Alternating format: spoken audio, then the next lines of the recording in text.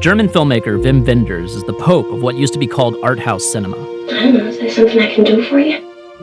His slow, ruminative, lushly shot ruminations on place and identity are canonical films to the sort of late 20th century moviegoer whose favorite shelf at Blockbuster was foreign with subtitles.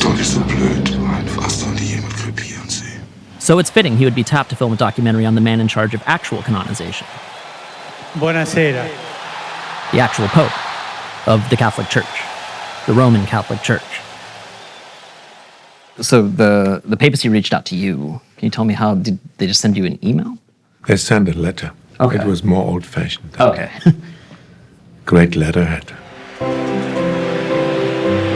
Did they explain why they reached out to you specifically, or if was it did the Pope actually have like a say in that? Do you know why you were asked? The Pope doesn't know much about movies. The first thing when we first met was that he put his hand on my shoulder and said, "I heard a lot of good things about you, but you must know I don't know any of your films.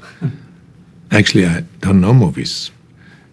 When I was young, yes, I saw some, but that's long ago. I don't have the time anymore."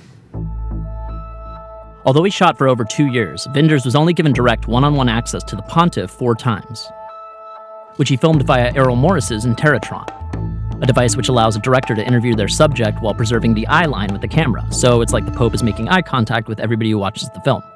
Did it make you anxious to ask about like the child abuse issues in the church? Yes, I knew I had to ask. He got upset like for no other question. Not at my question, but it was something that really was tormenting him, and you realized he really would love to do so much more, and right away. Una curia che non si autocritica, che non si aggiorna, che non cerca di migliorarsi, è un corpo infermo. He couldn't do it on his own. He needed the institution to move and everybody to follow his direction.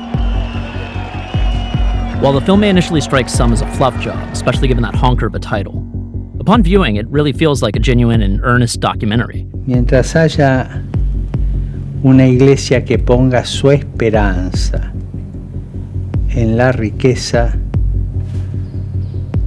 Jesús no está allí. An earnest doc by an earnest director about an earnest pope, who is in fact a man of his word. The difficult thing was that there were no parameters. Yeah. And that I could really invent what I thought I could do. So out of a sudden I realized there was really responsibility attached to it. And in the end I only had my wife to talk to. That's what it breaks down to. You're sleepless in the middle of the night. You think, do I do the right thing? I have nobody else to ask. And she said something very beautiful one night. She said, just look at it as if you had been rehearsing for 50 years.